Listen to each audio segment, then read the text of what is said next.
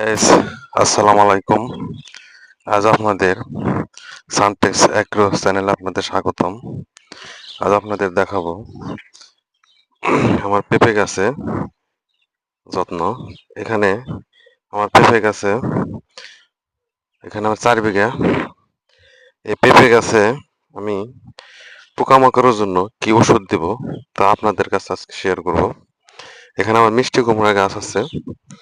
মিষ্টি কুমড়া গাছে আমি কি এবার যত্ন বেশি নেই কারণ মিষ্টি কুমড়ার দাম অনেক কম।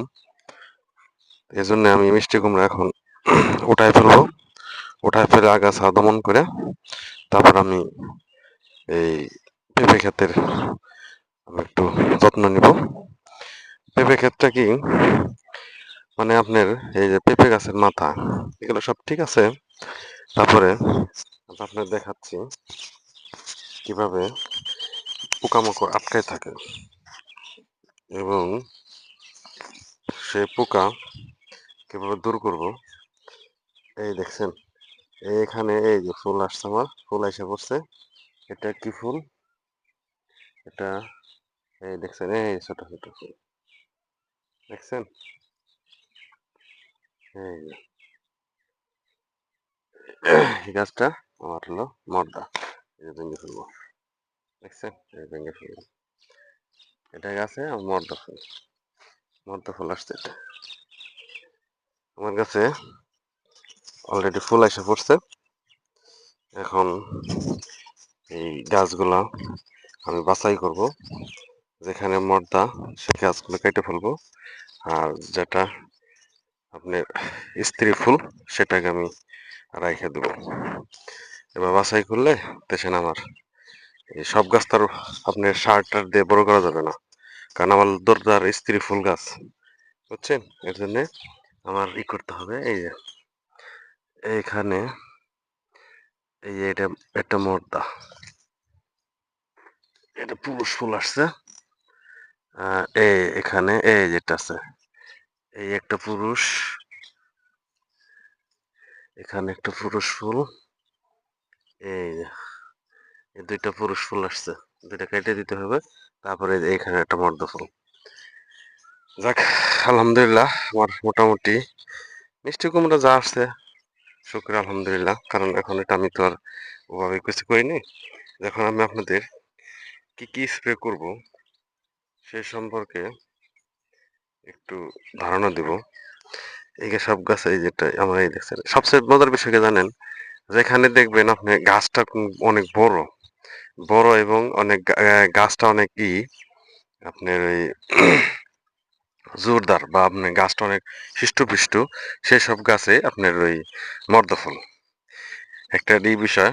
এবং আমি যখন বাছাই করি তখন ওই যে গাছটা একটু বড় দেখি ওই গাছটাই মোটামুটি কনফার্ম যে এটা আমার মর্দা ফুল হয়েছে, ঠিক আছে।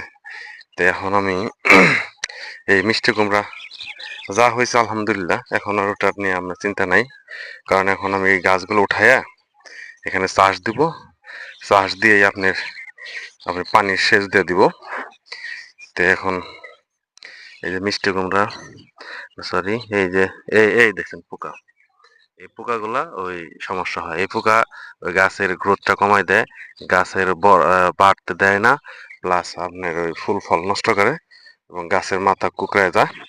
পোকা মূলত মাকড়সা আছে, তারপর লাল পোকা, অনেক পোকা আছে। এসব স্প্রে করলে দিতে হবে, প্রথমে দিতে হবে আপনি 3টা জিনিস মিলাই দিতে হবে।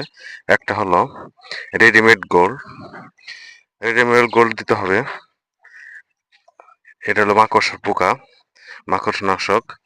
তারপরে দিতে হবে এই যে মাকড়নাশক অলরেডি লেগে গেছে, এই দেখেন মাকড়নাশকেরই এই যে মাকড়নাশক অলরেডি লেগে গেছে। এই এই এই দেখছেন মাকড়নাশক, এই যে দেখছেন এই যে মাকড়, এই যে মাকড়, এই যে দেখছেন এই পোকাগুলা আপনি ওই গাছটার থুবড়াই দেয়, বুঝছেন। এখন মাকড়নাশক দিব রিমিল গোল্ড, তারপরে দিব হলো আপনার ক্লোজার, ক্লোজার দিব, আর এটার দিব হলো আপনার এই আপনি 3টা জিনিস আপনাকে মিক্স করে আপনার ওই স্প্রে করে দিবে। এই দেখছেন দেখছেন চলে গেল পোকা। এই 3টা দেবো। আর এখন মানে আমার ইমার্জেন্সি পড়ছে এটা পানি শেষ, কারণ আমার গাছের এগুলা কেমন কেমন হয়ে গেছে বুঝছেন। এদের পানি ইমার্জেন্সি লাগবে আর স্প্রে। এখন আমার এখানে কাজ আছে অনেক। কাজটা হলো এই মিষ্টি কুমড়া গাছ আমি সব উঠাই ফেলবো। উঠাই ফেলে তারপরে এই মিষ্টি কুমড়া এখানে হাল দিব। এটা হাল দেওয়ার পর তারপরে আমি এই বেড করব। বেড করার পর এই আমি পানি সেচ দিয়ে দিব। পানি সেচ দিয়ে দিব। সেচ দেওয়ার করলে আপনি গাছের লুকটাই চেঞ্জ হয়ে যাবে।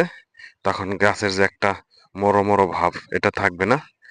তারপরে গাছের অলরেডি যে ফুল আইসা পড়ছে, ফুলটা আপনার আরেকটু ভালো হবে এবং কি আমার গাছও সুন্দর হবে। এখানে আমার বাসায় কাজ চলবে। এই যে সব মর্দা ফুল এসে পড়ছে, এগুলো সব বাছাই কাজ চলে চলে আসবে। গাছটার আমি বাছাই করব।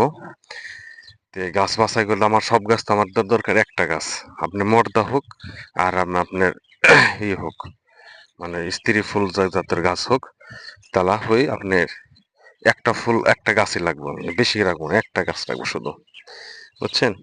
একটা গাছে আমি যত্ন নিব এবং একটা গাছে ফুল ফল ভালো আসবে। আমার অনেকদিন পর আসলাম, মোটামুটি 3-4 দিন পর।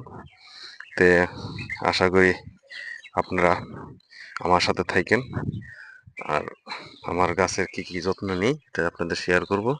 দেখছেন কি সুন্দর গাছ, কত মজবুত, এর মধ্যে ফুল এসে পড়ছে।